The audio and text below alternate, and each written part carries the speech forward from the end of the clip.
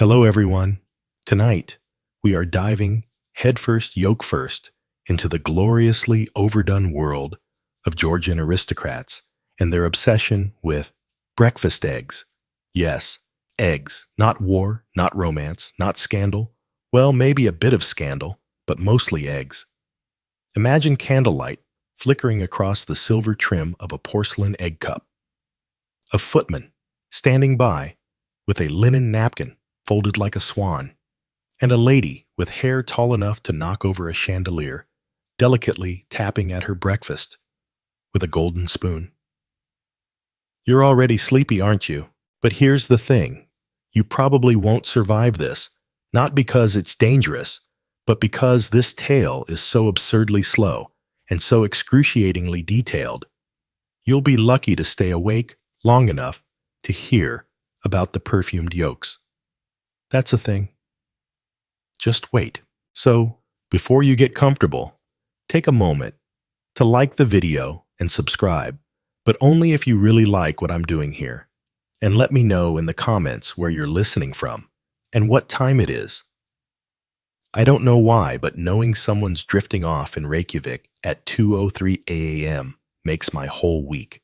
Now, turn off the lights. Maybe turn on the fan for some soothing noise, and let's get down to business tonight. I'm dragging my feet down the echoing marble hallway of a Georgian manor house. It's far too early for all this opulence. The chandeliers are awake before I am. A grandfather clock ticks judgmentally from the corner, and I swear the carpet is fluffier than my own bed. But what's the point of all this grandeur? What awaits me at the end of the hall? A room full of eggs. I wish I were joking. In the Georgian period, roughly the reigns of the first four King Georges from 1714 to the early 1830s, the upper crust had a morning routine that makes our oat milk lattes look like child's play. Breakfast was a performance. And central to this sleepy theater eggs.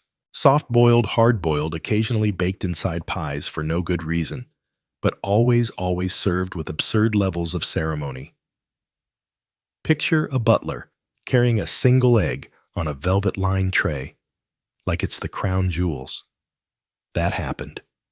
In fact, some eggs were literally carried in custom cases stitched with family crests. Because if you weren't branding your breakfast, were you even rich? Historians still debate whether the egg obsession was genuinely about taste or just another way to flex one's position in society. Personally, I suspect it's the latter. No one perfumes a yolk for flavor. That's just rich people being bored. There's this painting I once saw in a dusty gallery, an early 18th century family seated at an impossibly long breakfast table. Everyone's posture is terrifyingly upright. No one is talking. But right in front of each person sits an egg cup, and not one of them looks the same. One is shaped like a lion. One is encased in pearls. I swear one looked suspiciously like a miniature guillotine. Egg cups weren't just dishes, they were declarations. And you couldn't just plop an egg in any old shell holder. Oh no. Georgian breakfast guests expected a curated selection. It was a bit like today's wine list. Would Madame prefer the ormolu-mounted Sèvres porcelain or the sterling silver duck with ruby eyes? No pressure. Just the weight of aristocratic legacy sitting next to your toast soldiers. The morning egg wasn't just a meal. It was an opening statement. And believe it or not, there were etiquette manuals printed to help navigate the subtleties of cracking one open without looking gauche. One advised that the egg must be pierced with decisiveness, yet tenderness. I mean, same could be said for dealing with aristocrats. The eggs themselves, usually chicken, but not always. Quail eggs were trendy for a while. Duck eggs had a brief flirtation with popularity before people realized they made your breath smell weird. Goose eggs were considered vulgar unless you were eating one ironically, which is something they did, by the way. Irony was a Georgian pastime. There are documented cases of aristocrats sending back eggs that were too common. Imagine returning a perfectly cooked egg with a sniff and a Oh dear, is this local poultry? That's one step away from asking if the hen attended Eton. One morning in 1768, the Duchess of Devonshire reportedly threw a minor tantrum because her egg cup was misplaced and replaced with a simpler design. She refused to eat until her engraved gold holder was retrieved. Breakfast was delayed by 47 minutes. I don't know what's more ridiculous, that this happened or that someone wrote it down. Oddly, the egg was also considered a symbol of fragility and control, two very on-brand traits for the aristocracy. You controlled the estate. You controlled your image. And if you could control an egg, get the shell to crack just so, without mess, you had conquered the morning. And if you didn't, you were whispered about. Maybe not to your face, but at the next garden party, someone would lean in and murmur, "Did you see how Lord Wilberforce absolutely mangled his yolk on Tuesday? Dreadful." Simply dreadful. It wasn't just about the egg. It was about what it represented. Having breakfast in this style said I have so few real problems that I can afford to care deeply about how my egg is served. A luxury of boredom dressed up as taste. I once tried to mimic a Georgian breakfast just to see what the fuss was about. I got as far as boiling an egg, placing it in a teacup. Don't judge me. I don't own antique silverware, and attempting to peel it daintily. I stabbed it. It exploded. I ended up with yolk in my slipper. 10 out of 10 for historical accuracy. But back then, even a failed breakfast was something to be narrated. Guests didn't just eat, they watched each other eat. It was part of the ritual, a kind of slow, delicate combat. You judged who used the wrong spoon, who oversalted, who chewed too loudly, all before your second cup of tea. And of course, there were the breakfast first impressions. If you were a young woman visiting a manor to meet potential suitors, how you behaved at breakfast mattered. More than it should have. Crack your egg too violently, and you'd be seen as uncouth. Take too long to eat it, and you might be labeled indecisive. Everything had a meaning. Every action, a code. So, next time you're slapping together a fried egg sandwich at 7 a.m. in your pajamas, remember, in the Georgian era, breakfast wasn't just a meal. It was a declaration of taste power and painfully fragile social standing, all perched inside one very expensive little cup. If you thought the egg itself was where the madness peaked, oh no, we haven't even gotten to the furniture yet. I wander into the breakfast room, stumble in honestly, since it's early, and I haven't even mentally processed that I'm in the 18th century yet, and I'm greeted not by food, but by furniture. Egg cups sit like trophies on little polished altars. There are whole sideboards dedicated just to holding them, dozens of them each on its own velvet-lined cradle, because apparently choosing the right egg cup was like choosing a wand at Ollivander's. Some were simple pewter. Others were intricate, hand-painted porcelain, imported from China, France, or wherever someone richer had just gotten theirs. And if you were truly aristocratic, your egg cups had legs, literal claw-footed legs. Why, no one knows. Historians still debate whether it was just a design fad or some sort of strange symbolism about breakfast walking with you into the future. Or maybe it was just absurd for absurdity's sake, like everything else. And the extravagance didn't stop there. Ever heard of an egg throne because those existed? Little raised platforms gilded, sometimes bejeweled, where the egg would be placed ceremoniously by a footman wearing gloves. Why gloves? Because heaven forbid your breakfast be sullied by the warmth of another human's touch. There's this one surviving example in the British Museum, a Fabergé adjacent contraption with tiny carved cherubs holding up the egg like it's about to ascend into heaven. And the kicker, it wasn't for a Fabergé egg. It was for a real edible chicken egg. Imagine biting into something that's been perched on the lap of a golden angel. No pressure. Now let's talk spoons. Because you couldn't possibly use just any spoon. Georgian egg spoons were an entire category of opulence. Short with curved ends, sometimes silver, often with a handle, shaped like a peacock feather or a Grecian column. One countess had a collection of 24, not spoons, egg spoons. She had them custom polished weekly, even if she wasn't using them. And the spoon wasn't chosen for utility, it was chosen for mood. Some preferred ivory, claiming it didn't insult the palate. One fussy gentleman insisted on horn because it made the yolk taste less confrontational, whatever that means. I tried licking a horn spoon once and nearly gagged, but then again, I wasn't sipping yolk out of a golden shell while ignoring the rising cost of bread for the peasants. And then there were the accessories, because of course, tiny chisels for removing the cap of the egg, miniature serving forks for fishing out bits of white, even egg snuffers for extinguishing the tiny candle that warmed your egg beneath a silver dome. I'm not making this up. I once read a guest account, Lord Camberley, 1779, where he described being deeply unsettled after breakfast because the egg dome had been replaced with one in a matte finish rather than the standard glossy one.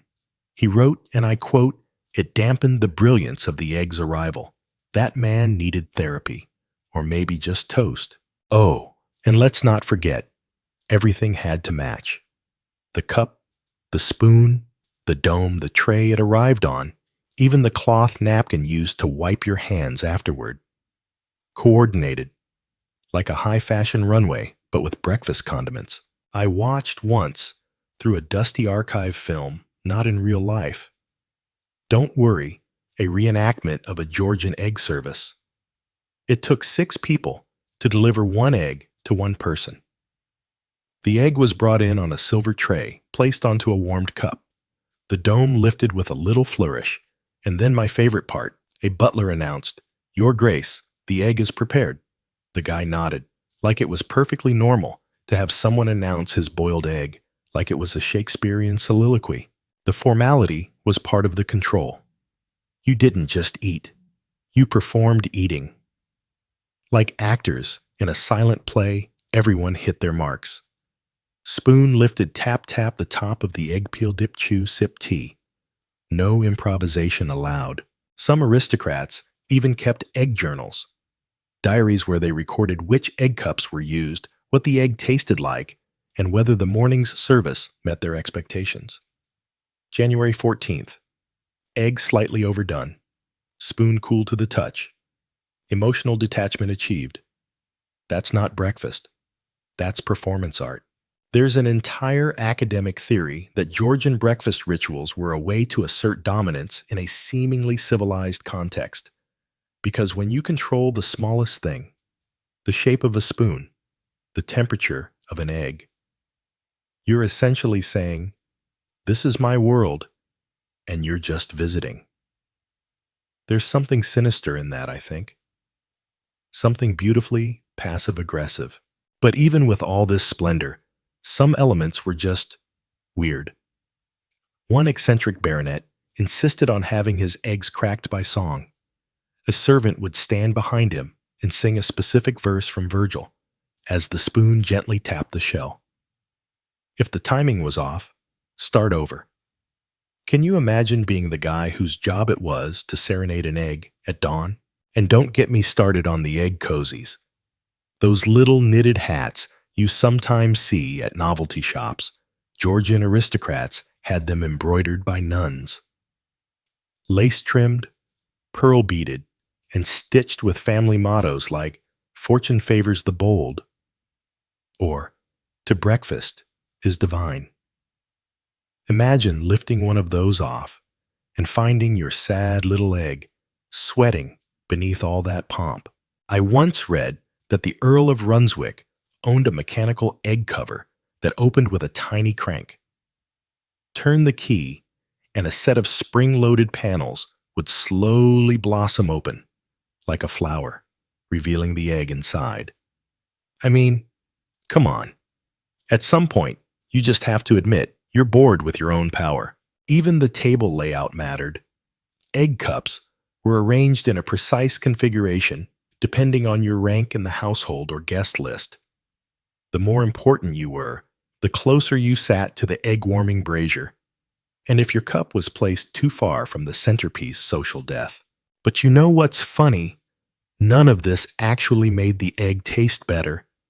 In fact, many guests later admitted that the eggs were often cold by the time they were fully presented, but no one dared complain.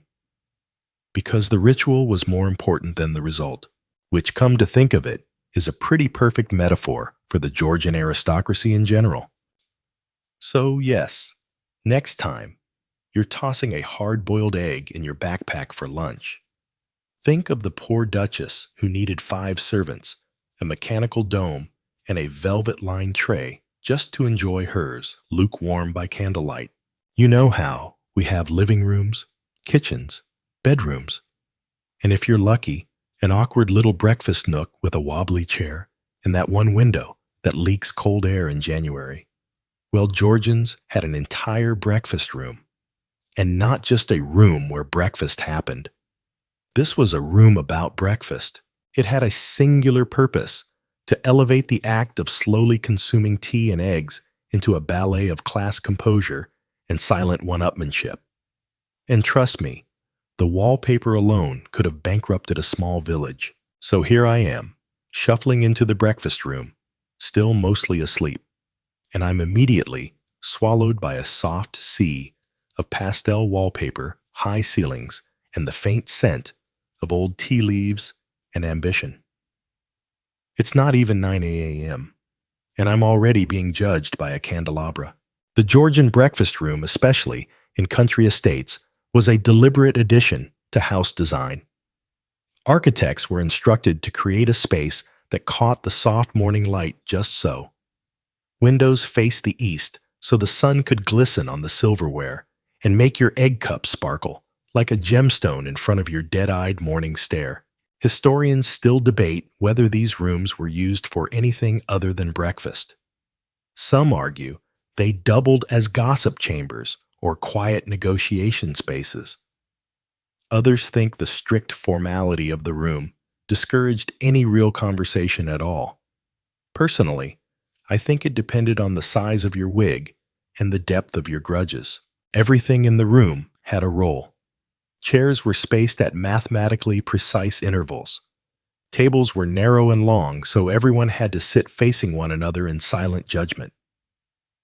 And don't even think about putting your elbows on the table. That wasn't just bad manners, it was practically treason. Some breakfast rooms featured murals, idyllic countryside scenes, usually with a random egg-laying hen tucked into the corner. You know, just to keep things thematic. The color schemes were calming on purpose: soft sage, baby blue, pale pink. This wasn't just decor. It was a sensory strategy to ease you into the day while reinforcing that, yes, you are indeed inferior to the host spoon collection. Now let's talk furniture, because oh boy was this not IKEA. Breakfast tables were made of mahogany walnut or satinwood, and each had a central service island.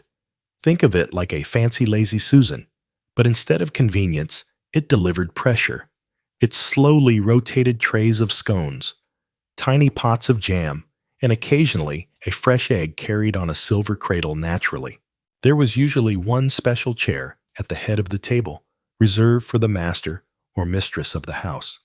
This chair often had a slightly higher back or an embroidered cushion. A very polite way of saying, "This is the boss of the eggs." I once read a guest's account, Lady Beatrix Hopstone, 1801, where she complained that her chair was 1 inch shorter than the lady of the house's.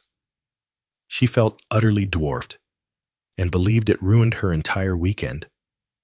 I mean, maybe sit on a pillow. Breakfast rooms also had soundscapes. That's right, Georgians curated audio. Often, a harpist would be seated discreetly in a corner, playing something soft and floral, while you delicately mutilated your egg. One ambitious family even hired a flautist. The poor guy had to perform a breakfast sonata composed specially for the household, probably got paid in toast crumbs. And don't be fooled into thinking breakfast started promptly. No. Guests drifted in based on rank and seniority. If you were low on the totem pole, you waited your turn. You didn't just roll in with bed hair and sit anywhere. Seating was a map of power. You might think you're reaching for a role, but what you're really doing is navigating a complex, unspoken social hierarchy with jam on your fingers. Oh, and there were rules about how long you could stay. Linger too long over your tea and you were seen as idle. Leave too soon and you were considered aloof. The perfect exit window. 10 to 12 minutes after the host finished eating. Not before. Not much later. If they stood, you stood. If they sneezed, you looked down respectfully at your scone. In some houses, breakfast was staggered intentionally. The main family entered first, followed by distinguished guests, and finally, the lesser invitees, cousins minor nobility. That one guy who always talked about beekeeping. They'd get cold eggs and awkward small talk. The Georgians really knew how to make you feel welcome. I actually found a breakfast room floor plan in an old estate blueprint once.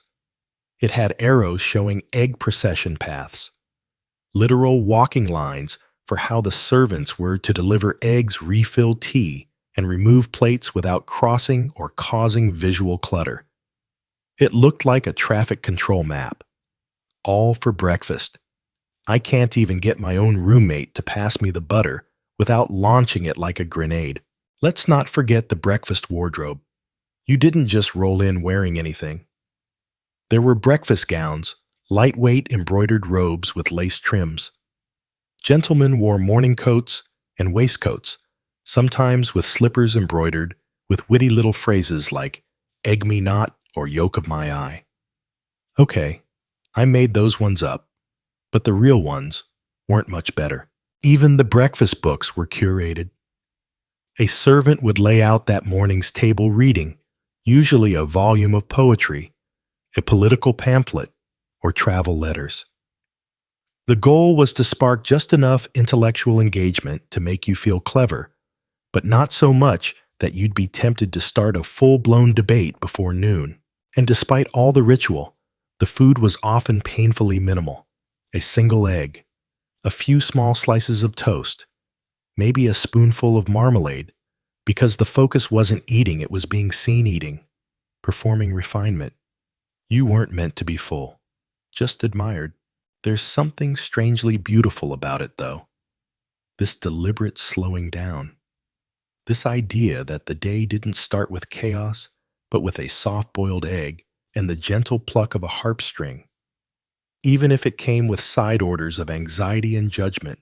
So next time you stumble into your kitchen, half-awake microwave, last night's coffee, and eat cereal from a mixing bowl while standing in your socks.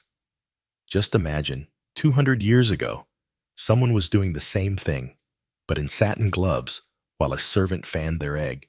Let's talk about the people behind the curtain. The quiet orchestra of servants who made the whole breakfast spectacle work. Because while the lords and ladies were delicately scooping out yolks with engraved spoons, it was a team of sleepy, silently suffering staff who had been up since before dawn, boiling, polishing, and preparing every egg as if it were about to be knighted. I'm back in the corridor behind the breakfast room now, where the real chaos happened. The kitchen, though grand by Georgian standards, is a heat trap by modern ones. No gas, of course, just massive hearths, copper kettles big enough to bathe in, and a scurrying staff trying not to set their wigs on fire while preparing a soft-boiled egg for Lord Tremblestaff's increasingly sensitive palate. Egg timing was a science and also an art form. There were no kitchen timers, no alarms, no iPhone buzzing next to the tea kettle, just instinct experience and the occasional pocket watch. Servants would count heartbeats. Some used sand timers, and others, this is real, listen to the hiss of the yolk. One egg cook, Margaret Dimsby, was apparently famous for boiling exactly 12 eggs at once, each to a different firmness, without writing a single thing down. I struggled to remember my Netflix password. She was a wizard. And once the egg was ready, it wasn't just pop it on a plate and go. Oh no. The eggs were transferred, usually by a junior footman, onto pre-warmed trays lined with monogrammed linens. These trays were then carried through silent hallways, timed precisely to reach the breakfast room at the exact moment the sun lit up the egg display, just so. Because heaven forbid a yolk appear under cloudy conditions. The footman had to knock once enter without squeaking the hinges, a punishable offense in some households, and deliver the egg with the practiced grace of a ballet dancer. And if he stumbled, if he cracked the shell, he didn't just ruin breakfast, he ruined his career. There's a record from 1792 of a servant dismissed for disrespectfully rushing the egg ceremony. Translation, he jogged. It wasn't just delivery that mattered. There was also the cracking. This might be my favorite part of Georgian breakfast etiquette, because it involved its own servant. Yes, one man's entire job in larger houses was to crack the egg for you. He'd arrive at your side with a small silver chisel and gently tap around the crown of the egg, removing the top with surgical precision. Some even sang softly while they did it, so the noise wouldn't startle the guest. I don't know what's weirder, that it happened, or that it was considered a prestigious role in the household. Oh, Gregory, he cracks eggs for the Duke. Gregory probably had better job security than most lawyers. And then there were the rules. You, the guest, weren't just cracking and scooping like a savage. There was an order. First tap, then lift the shell with your spoon. Curved, remember, ideally ivory or horn, then pause. Wait 3 seconds, and then dig in. That pause, mandatory. Some believe it was symbolic, a moment to reflect on the fragility of breakfast and possibly your reputation.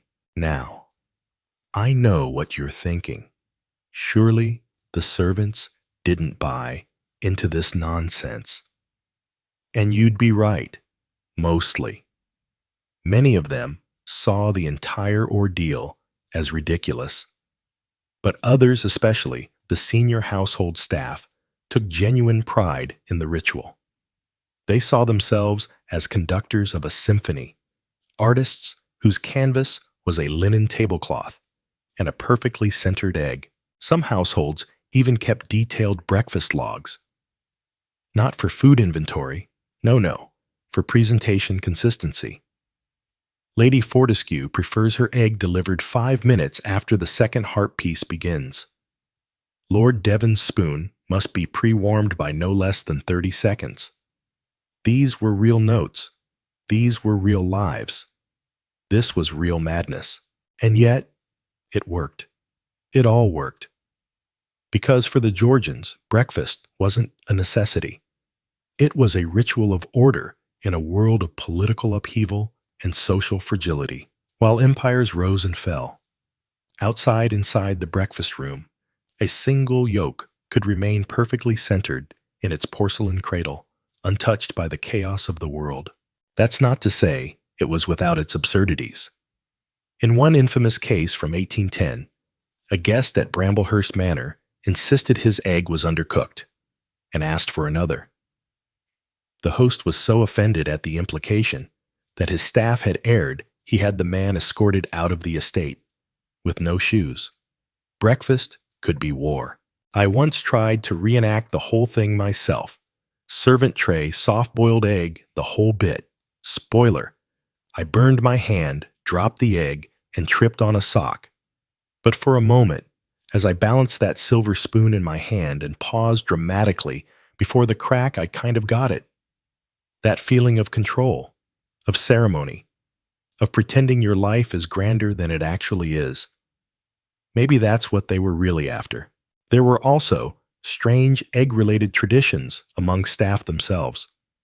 Some cooks kept a kitchen egg for luck, a single uncracked egg that never got cooked, believed to ensure no shells in the yolk and no scalded fingers. One even painted a little face on hers and named it Benedict. I am not making that up. Benedict lived in the pantry for 5 years, but perhaps the oddest part of all was the invisible hierarchy among the servants. You weren't just a butler, you were the egg butler. You weren't just a maid, you were the tea attendant to Lady Featherstone-Hawes' left elbow. You didn't just pour milk, you distributed dairy enhancements at precisely 22.5 degrees Fahrenheit. Okay, I made that one up. But still, the specificity was its own performance, and behind it all, exhaustion. Emotional exhaustion. The pressure to be perfect every single morning. One wrong move, and you were replaced. One cracked yolk, and your name was mud in the servant halls. It's no wonder turnover was high. It's no wonder some left aristocratic houses to work in the newly built factories. At least there, your mistakes weren't discussed over marmalade by powdered strangers in powdered wigs. So yes, the Georgians gave us refined manners, beautiful architecture, and the occasional egg-themed opera, yes, that too, but they also left behind a mountain of servant fatigue and an entire generation of people who probably never wanted to see a boiled egg again in their lives. Next time, you microwave scrambled eggs while your cat screams in the background and your phone plays 5 TikToks at once, just remember, at least no one's judging the curve of your spoon. At this point, you might be wondering, was all this egg fuss really about breakfast? Or was it just another aristocratic game of flexing one's superiority through fragile protein spheres? The answer, dear sleepy friend, lies somewhere between omelet and opera. Because in Georgian society, eggs weren't just food, they were status symbols. And how you treated your egg said everything about who you were, what you stood for, and just how desperate you were to outshine Lord Pembroke's ridiculous gold-plated goose holder. Let's begin with the egg itself. These weren't your average backyard poultry offerings. Georgian aristocrats wanted their eggs to come from particular hens raised on rose petals and self-doubt probably. Some noble families bred their own rare chickens purely for the subtlety of their yolk color. A pale buttery yellow, delightfully refined. Too orange. How vulgar. The egg was an edible coat of arms. And believe it or not, there were documented cases of lords branding their eggs tiny crests imprinted in wax on the shell to prove they hadn't been purchased from some lowly merchant. Because heaven forbid you serve your guests a commoner's egg. That would be like showing up to a modern dinner party with a boxed wine labeled, "Probably fine, don't ask." And then there was the art of doing something weird to your egg.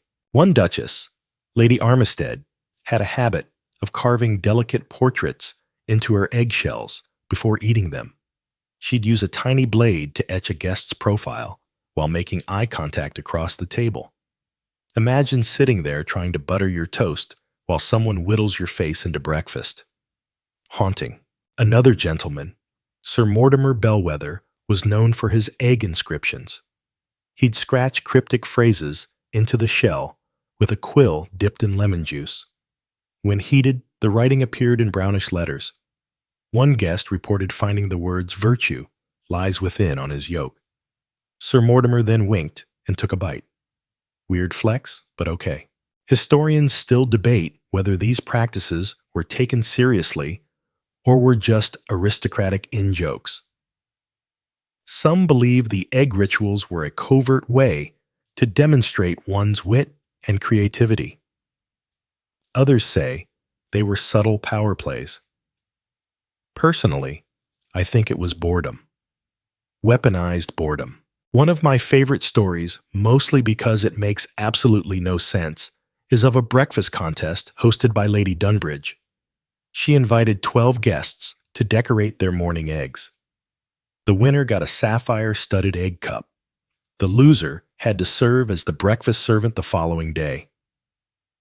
I don't know what's more absurd, the stakes, the prize, or the fact that Lord Grafton cheated by bringing a pre-painted egg wrapped in lace. He still lost. His lace was considered too derivative. Sometimes, the eggs themselves weren't even eaten. They were emptied through a tiny pinhole at the bottom, drained and refilled with scented jelly, sealed and repainted to look untouched. A mock egg. Guests would crack them open only to discover a perfumed blob of sugared lavender goo. Delightful, maybe. Confusing? Absolutely. And yet, people talked about these things. A whole social language existed around breakfast eggs. Whispered reviews like, "Did you see Lady M's shell work this morning? Positively uninspired." Or I hear Viscount Dunstable's hen laid a perfectly oval egg. That family always was symmetrical. There's a brilliant passage in a journal from 1804 describing a breakfast at Bramblebank Manor. The guest noted, "The Countess revealed an egg painted with scenes from Ovid's Metamorphoses. I felt deeply unworthy of my plain yolk." Same, buddy. Same. And don't get me started on the egg perfumes. Yes, there were scented yolks. Some households infused their boiled eggs with subtle aromas, orange blossom rosewater, lavender, by storing them overnight in aromatic sachets. It didn't do much for taste, but the smell was heavenly, or nauseating. Depends on how awake you were. Apparently, it became fashionable for a time to match one's egg to one's perfume. That's a sentence I never thought I'd say. But imagine a duchess leaning over her egg, a wisp of jasmine in the air, and her yolk releasing the same floral notes. Were people okay? Not always. Some took it too far. One particularly tragic entry tells of a lord who tried flavor infusing his egg by injecting it with mint oil before boiling. It curdled. He refused to speak for the rest of the day. Probably for the best. Let's pause here and appreciate the absurdity of it all. In a time without anesthesia or proper sewer systems, the upper class was busy painting poems on eggs and emotionally recovering from poor seasoning. Peak civilization. But here's what fascinates me. The egg rituals weren't just about excess. They were about control. The world outside the manor was unpredictable. Napoleonic wars raged. Industrial smoke darkened the skies. But inside the breakfast room, everything was curated from the shell color to the scent of the yolk. Life was chaos, but your egg didn't have to be. One especially poetic, Earl Henry Arledge, I think once wrote that the breakfast egg was a quiet revolution. He saw in it the promise that refinement could overcome randomness. That one could take a slippery, goo-filled object and make it art. Honestly, I respect it, even if it meant occasionally poisoning someone. Ah, yes, forgot to mention that part. There were rumors, especially during inheritance disputes, that decorated eggs were sometimes tampered with. A bit of arsenic in the shell paint here, a trace of belladonna in the perfumed yolk there. Rare but real. One notorious case involved a family where all the male heirs died mysteriously after breakfast. A court determined the eggs had been laced with botanical offense. That's one way to win a manor. But for most, the egg remained a blank canvas. A way to show personality without saying a word. Which frankly is what a lot of Georgian conversation sounded like anyway. Today, we've replaced these rituals with Instagram brunches and novelty mugs that say egg-cited for coffee. But deep down, I think we're doing the same thing, using food as self-expression. Only now, it's avocado toast instead of perfumed yolks. Still, There's something magical about imagining a powdered noble gently cracking open an egg inscribed with poetry, sniffing the lavender steam, and smiling just faintly before asking if someone could please warm his spoon again. Because, you see, in a world full of chaos, a perfectly curated breakfast, no matter how ridiculous, might have been the one thing they could control. By now, you might be thinking, okay, but surely they didn't turn eggs into actual competitive events, right? Oh, friend, you sweet summer night listener. Georgian aristocrats could turn anything into a game of wits vanity or subtle warfare, and yes, that included eggs. These weren't your niece's springtime egg hunts. These were grown-up, silk-gloved, emotionally loaded skirmishes in powdered wig disguise. Let me walk you through what I like to call the egg games of the elite. Some of the earliest accounts of breakfast egg contests show up in country estates around the mid-1700s, when weekend house parties were a thing, and everyone was looking for ways to fill the empty space between fox hunting and backstabbing. So what did they do? They gamified breakfast. One of the most common was something called the egg balance. It sounds innocent, right? Guests were each given a boiled egg and a spoon, yes, the fancy kind, and instructed to balance it on a decorative stand without it rolling off. Simple. Not at all.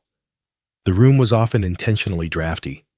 The stands were uneven, and one poor soul's egg was always ever so slightly underboiled and prone to wobble. That wasn't an accident. That was strategy. The game, like everything else, was about poise and performance. Guests would pretend it was just a bit of morning fun, while secretly plotting how to make Lady Cressida's egg roll off and embarrass her in front of the Earl. Georgian breakfasts were just one corset-laced microaggression after another. Another crowd favorite, the shell peel. Each guest was handed an egg and a tiny blade, not a knife. Mind you, a miniature tool specifically designed for shell etching, and the challenge was to remove the shell in a single spiral without breaking it. If it sounds impossible, that's because it was. But whoever got closest would earn the honor of choosing the morning's reading material or being seated closer to the marmalade. Now, I know what you're thinking. But why would grown adults do this? Because for the Georgians, everything was about subtle dominance. Who had the steadiest hand, the sharpest eye, the most delicate control? An egg was just a polite excuse for psychological warfare in muslin and satin. My personal favorite, the hidden message game. The host would serve eggs with invisible ink inscriptions on the inside of the shell, usually quotes riddles or poetic fragments. Guests would read theirs aloud and try to guess the author or meaning. The twist. One egg always had a passive-aggressive roast directed at someone in the room, but no one knew which one until it was read. Cue awkward laughter and very pointed sips of tea. There's a delicious account from 1807 of a Lord Travers being the recipient of one such message. A man who cracks with force, yet holds no strength within. Everyone pretended it was a quote from Seneca. It wasn't. His cousin wrote it. He didn't speak for the rest of breakfast. Historians still debate whether these games were spontaneous or if they were elaborately pre-planned. I'm in the pre-planned camp because, let's face it, aristocrats had time servants and boredom. That's a dangerous combination. They had egg strategists, egg coaches. There was at least one footman whose job was to pre-weigh and categorize eggs for appropriate game balance. Think of him as the early morning referee of the breakfast elite. There's also a record of egg duel day. No swords, just two guests standing at opposite ends of the breakfast table, armed with an egg each. The goal was to gently roll their eggs toward each other. Whichever cracked first lost. Except, guests would train for this. One lady allegedly varnished her egg the night before. Another filled hers with wax. A scandal erupted. Someone stormed out, and breakfast was delayed 43 minutes. Georgian chaos in a shell. One of the most eccentric versions of these games was the Egg Oracle. A servant would bring out a tray of 12 eggs. Inside one was a rolled-up parchment with a prophecy. The guests would each choose an egg cracket, and whoever found the scroll had to read their fortune aloud. These fortunes were almost always thinly veiled jabs or marriage hints. My favorite example: you shall find your yolk run cold before your heart finds warmth. That's just ouch. This one came with a documented eye twitch from the recipient, who later insisted he preferred jam to prophecy anyway. You might ask, was this fun? For some, sure. For others, it was social survival in lace gloves. If you cracked your egg wrong, if you read your message too awkwardly, if your yolk dribbled the wrong way down your chin, you could be quietly excluded from the next weekend at Montrose Hall. The Georgians didn't need social media. They had eggs. Now let me paint the scene for you. A summer morning. Light streaming in through linen-draped windows. A long table glinting with silver and porcelain. At one end, a harpist softly plucks something sweet. At the other, a group of aristocrats lean over their eggs, pretending not to size each other up. A servant glides by with a tray of freshly painted shells. The air smells faintly of lavender and roasted toast. And beneath the calm veneer, a war of gestures, glances, and yolk viscosity. And that's the thing. It was all about what lay beneath. The unspoken tension, the coded behaviors, the alliances and rivalries hidden behind polite breakfast talk. The egg games weren't just whimsical. They were a controlled chaos, a sandbox for power that wouldn't land you in political exile. Unless, of course, you tried to poison someone with a scented egg. Which, yes, did happen. Once. Maybe twice. Who's counting? I tried one of these games at home once. The shell peel. Used a cheap store egg, a spoon, and way too much enthusiasm. Ended up with yolk on the cat and several shards in my tea. Zero elegance. Full chaos. But I finally understood what the Georgians were chasing, that razor-thin edge between art and disaster. It was never about the egg. It was about making something sacred, even if it was ridiculous. So next time, you eat breakfast, maybe while scrolling your phone, or trying not to spill syrup on your shirt. Remember, 200 years ago, someone was whispering sonnets into a goose egg while plotting their cousin's social downfall over marmalade. Because, in Georgian England, even breakfast had teeth. Let me take you now to a table that doesn't just creak under the weight of soft boiled eggs and gossip. It glows, faintly, like a perfumed hallucination. Because yes, at the height of the Georgian egg obsession, the eggs weren't merely served, they were transformed into scented, painted, and occasionally cursed objects of aesthetic devotion. And if you're wondering, wait, did he say scented yolks again? Oh yes. Welcome back to the weird side of breakfast. You'd think boiling an egg would be the final step in its culinary journey. But Georgian aristocrats weren't known for stopping where common sense began. Once boiled, an egg could undergo further enhancement. Some had their shells rubbed with aromatic oils, orange blossom rose, or even frankincense. Just imagine cracking open your morning protein and being hit with a waft of perfumed sanctimony. Honestly, it probably smelled better than half the people at the table. And what about the taste? Surprisingly, or maybe unsurprisingly, no one cared. Scented eggs weren't about flavor. They were about atmosphere. The aroma was part of the breakfast room experience, like the harpist or the strategically arranged violets. It was breakfast theater, and the egg was both prop and performer. One baroness even kept a special egg dome fitted with a tiny dish of dried lavender that would slowly warm, gently perfuming the shell during the meal.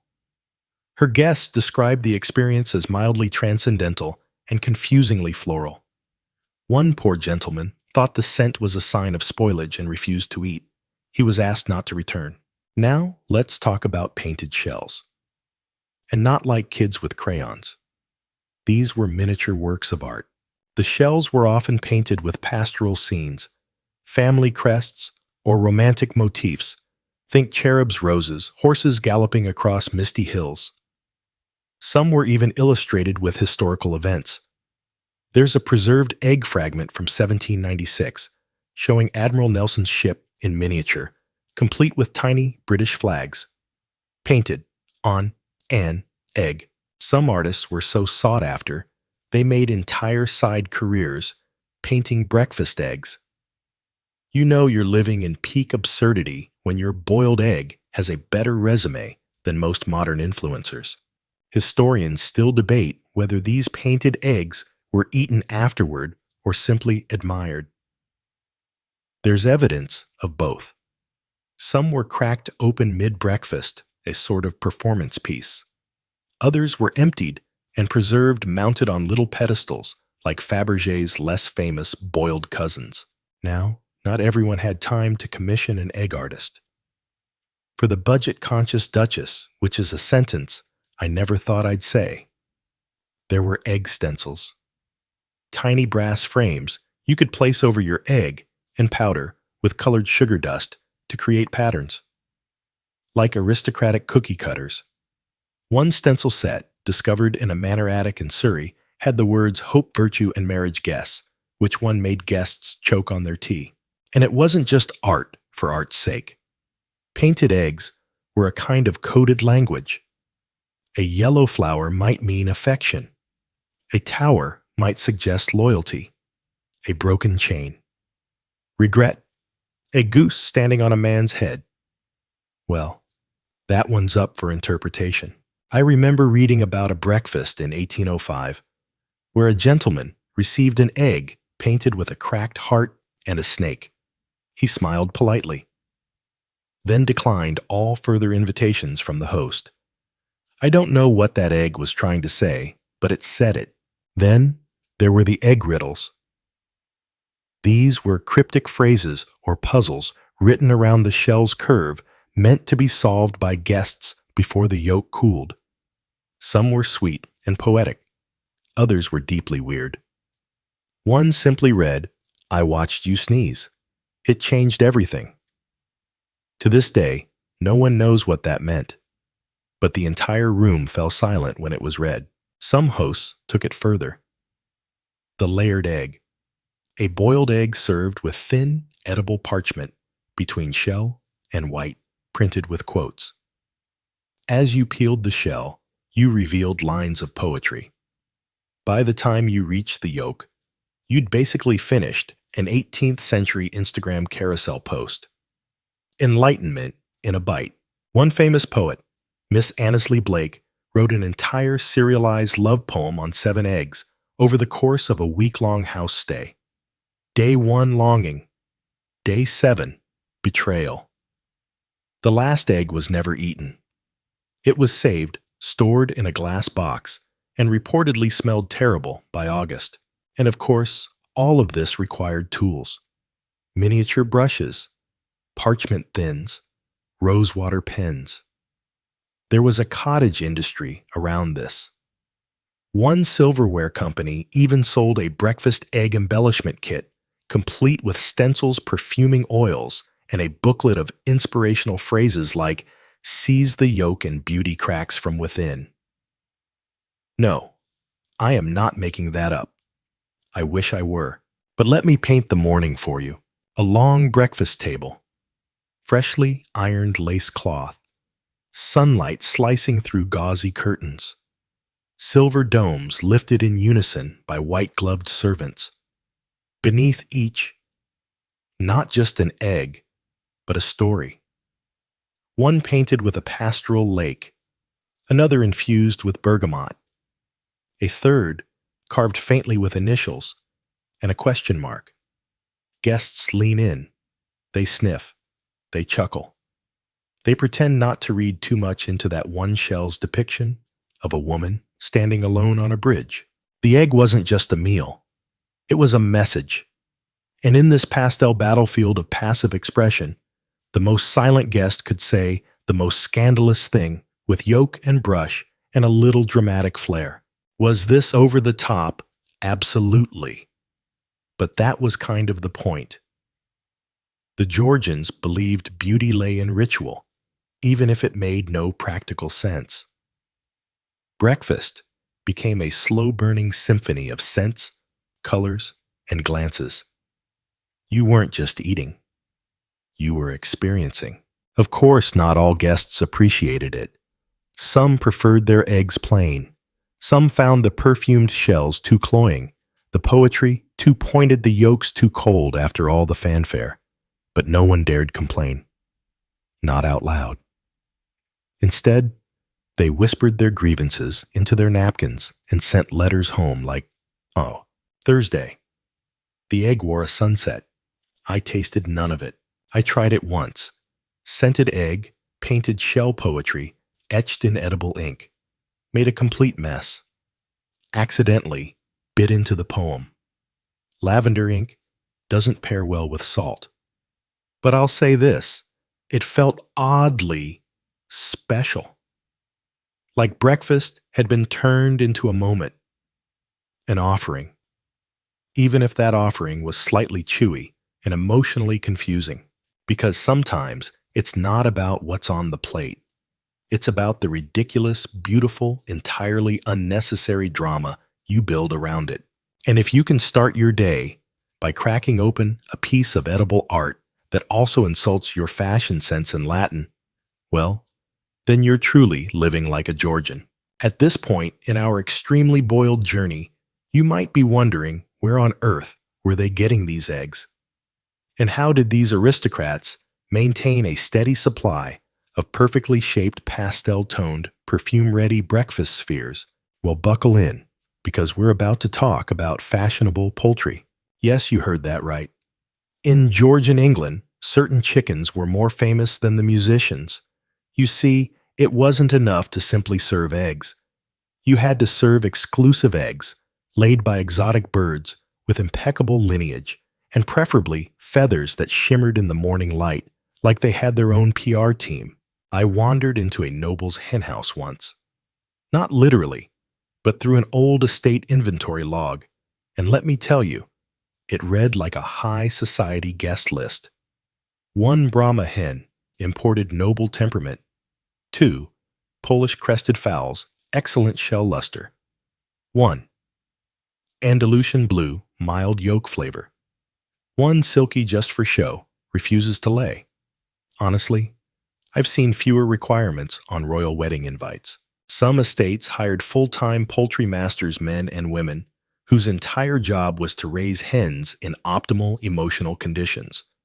Hens were housed in individual co-ops lined with silk scraps. Some were even massaged gently before laying. And if a hen's eggs became too irregular in shape, she was retired. With honors, probably. And there were competitions. Oh yes, the great egg shows, held in manor gardens or private salons where guests would inspect displays of eggs arranged by size, color, sheen, and occasionally aura. Yes, aura. One hostess claimed her hens laid eggs with a calm blue energy, whatever that means. A prized egg wasn't white or brown. It was bluish speckled, maybe even faintly green. A duck egg with a silvery hue. Social currency. Goose eggs were showy, a bit nouveau riche. Quail eggs were mysterious, exotic, delicate. And if your egg had a slightly iridescent finish, you were basically royalty. And because this is Georgian England, they named their hens.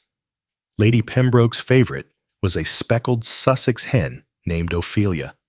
She laid every 3rd morning like clockwork and was believed to favor classical music. Another gentleman reportedly kept a small ensemble to play harpsichord pieces to encourage a richer shell tone. I can't even get my Wi-Fi to cooperate. These people were serenading birds for aesthetics. Historians still debate whether the chickens themselves were bred for egg appearance, temperament, or symbolic meaning. One theory holds that certain birds were seen as good luck, particularly if they laid symmetrical eggs. Another posits that aristocrats simply wanted to say, "Yes, that's a Peruvian lavender-laced Orpington. You probably haven't heard of it." And of course, birds were imported. Chickens were brought in from France, India, China, and the Ottoman Empire. Not always successfully, mind you. One shipment of exotic hens famously escaped en route and caused chaos in Portsmouth docks. A naval report simply stated feathered disturbance. 3 sailors pecked, order restored. There was even an unspoken hierarchy among the hens themselves. Some had private nesting boxes with personalized linings monogrammed, of course. Others had morning routines involving warm baths, not kidding, and light grooming. One noble family hosted an annual Hens' Day where their best layers were paraded through the garden and given wreaths of violets. I'm sure the hens were thrilled, but not all fashionable birds were productive. In fact, the prettiest hens were often the worst layers. One ornately feathered Polish chicken named Madeline was kept around purely because her feathers matched the dining room curtains. She never laid a single egg.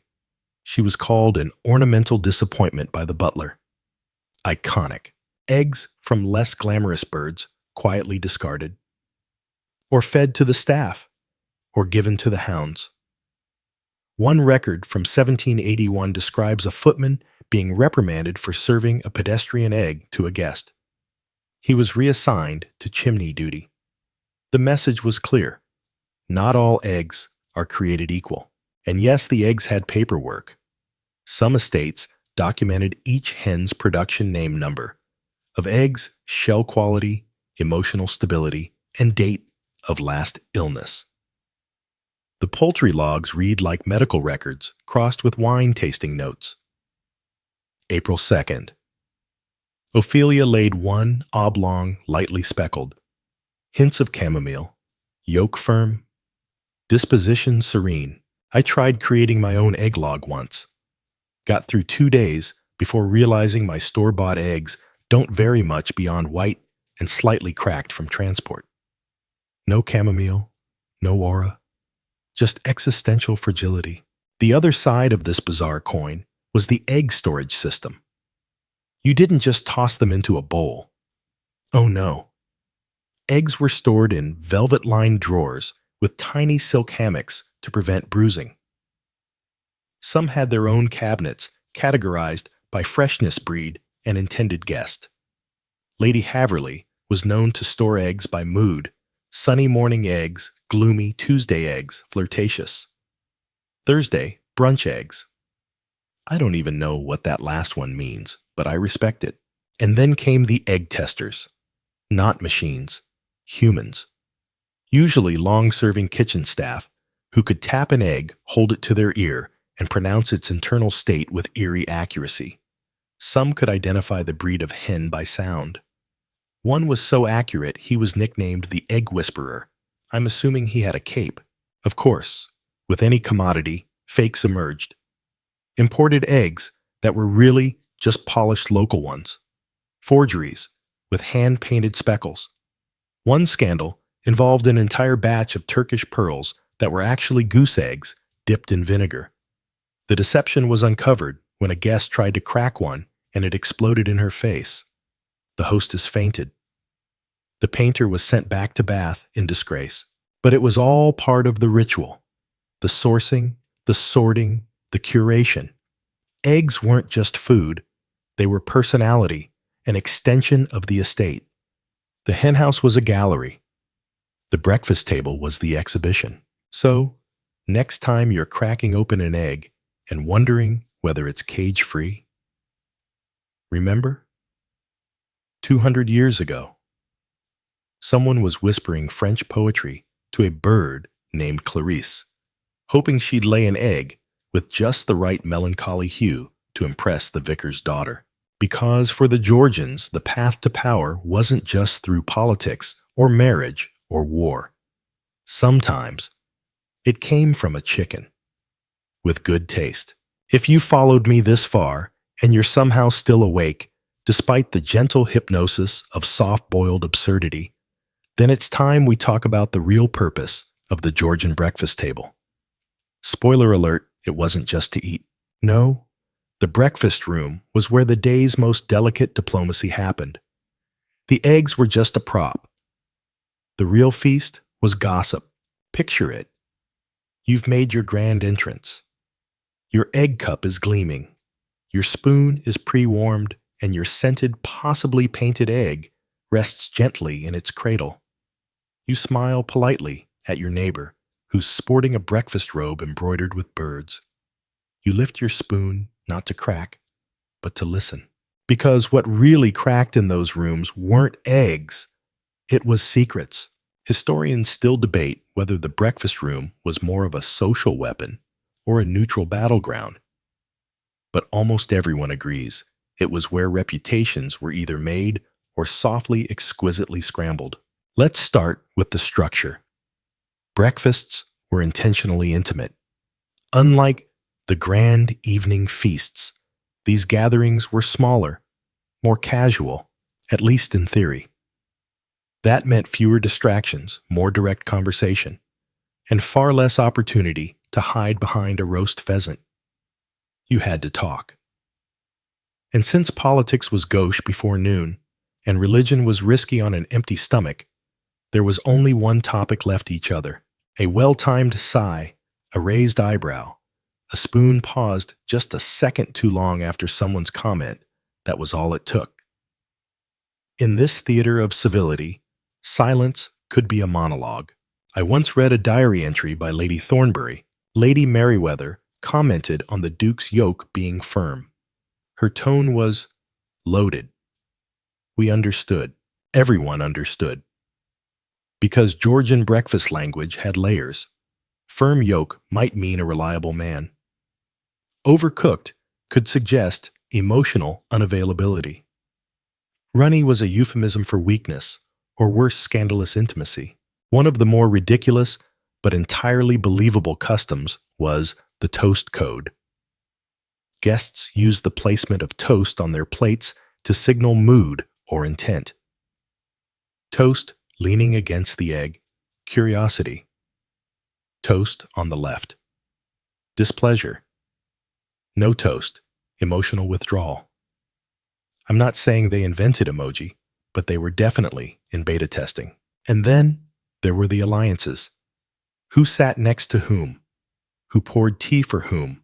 Who offered their spare egg spoon to the Dowager Countess after hers fell on the floor with a clatter that sounded suspiciously intentional? Every gesture had weight. Every minute counted.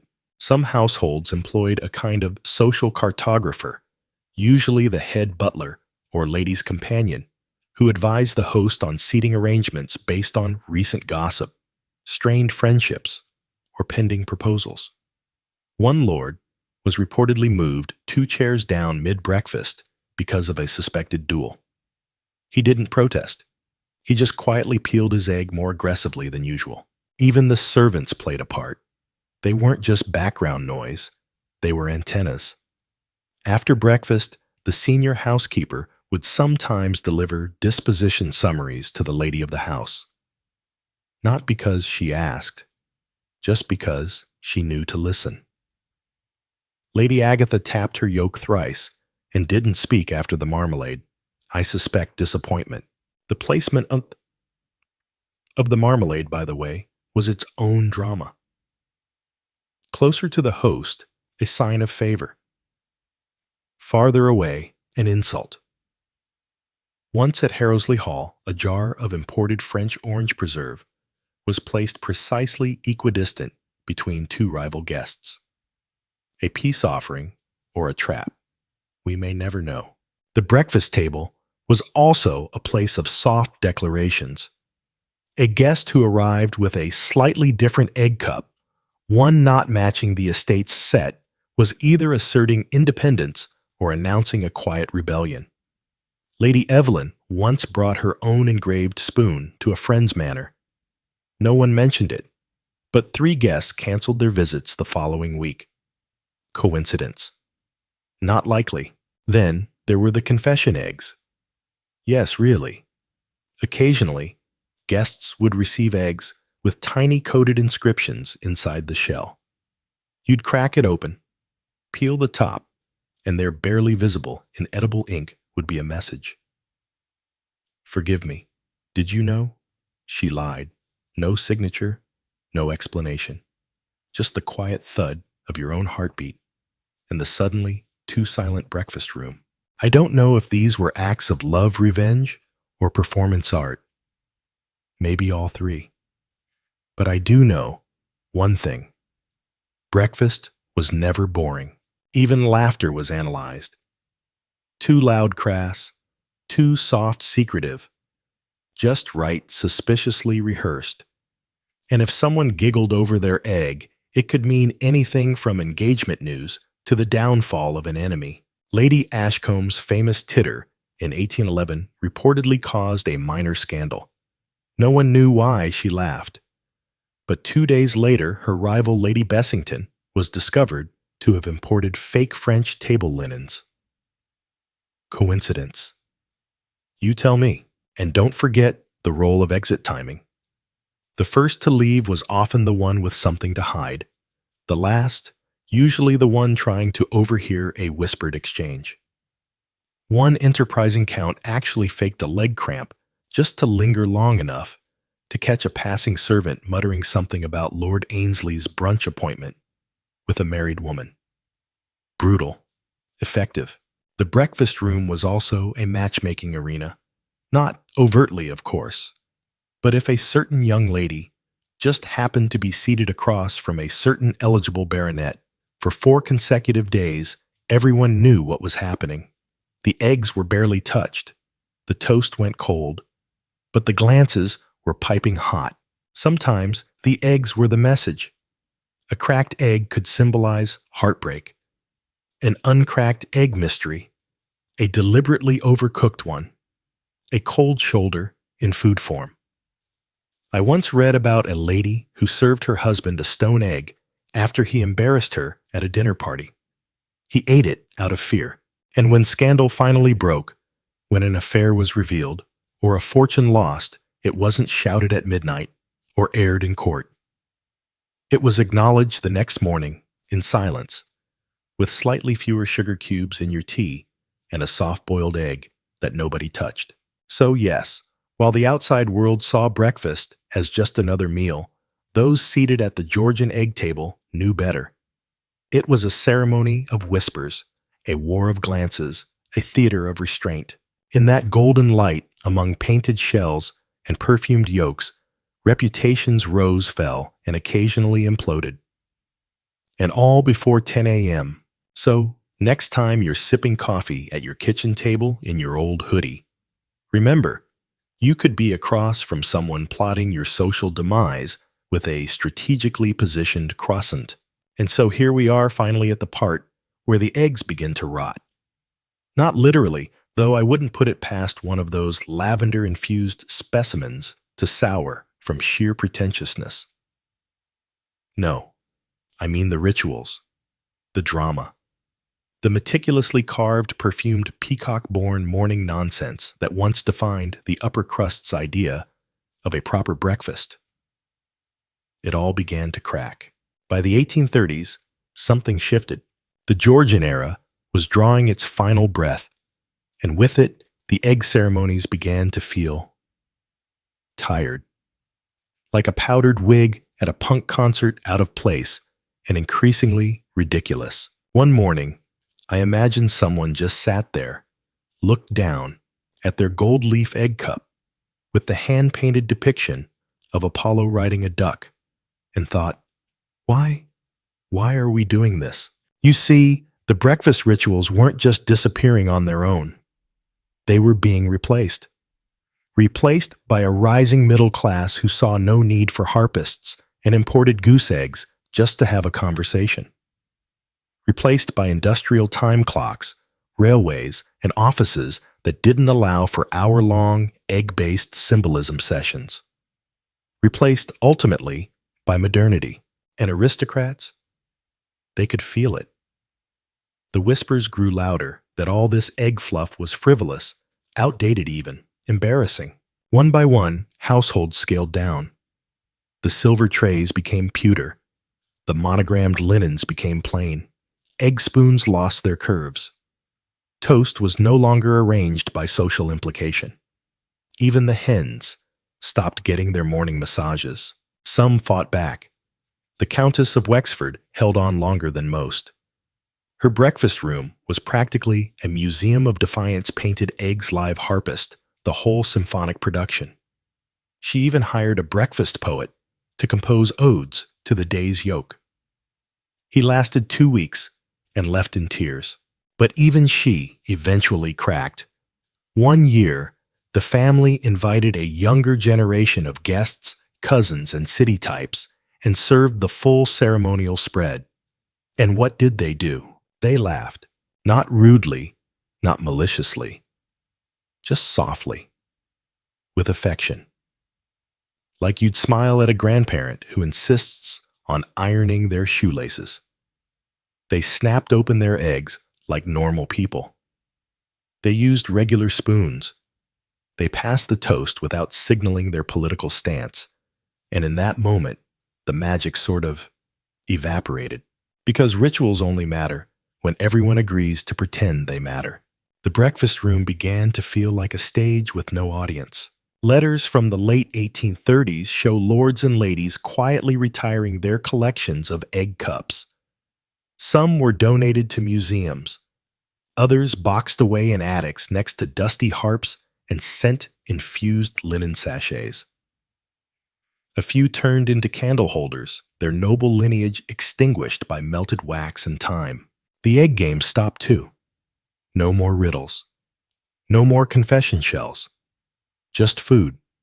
Eaten for energy, not for metaphor. Even the hens had their moment of liberation.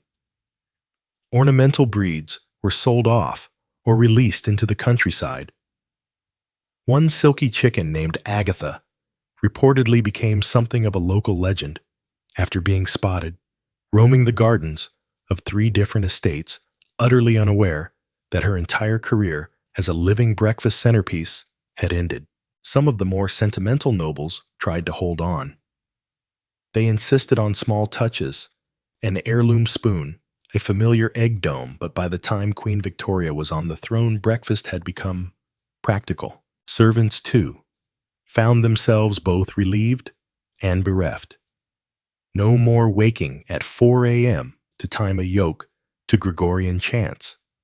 No more polishing ivory egg tongs or hand-rolling toast into diplomatic scrolls. One footman later wrote that he missed the ceremony but not the consequences of a shell fragment in the wrong teacup. The end of the ritual didn't mean the end of refinement, of course. It just meant a redirection.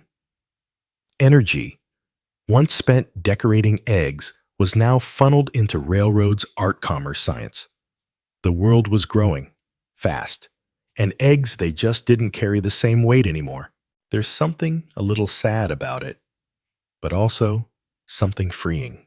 Because, even though the golden age of egg obsession ended the spirit behind it, this desperate human need to create meaning out of the mundane, to make even a quiet breakfast matter, never really went away. Today, we scroll brunch pics. We rate cafes by their latte art. We post slow-motion yolk breaks with lo-fi beats in the background. We pretend our lives are curated, aesthetic, and deeply symbolic, even if we're sitting in pajamas, elbow deep in peanut butter toast. And maybe that's what the Georgians were really doing all along, trying to turn something simple into something memorable, trying to find poetry in the crack of a shell. So, next time you open your fridge and reach for an egg, maybe take a second, hold it, look at the smooth shell. Wonder about the hen who laid it, the path it took to your kitchen. You don't need to perfume it or carve a confession into its side. But you could if you wanted to, because for all its pomp and absurdity, there's still something oddly beautiful about believing your breakfast could mean something, even if it's just an egg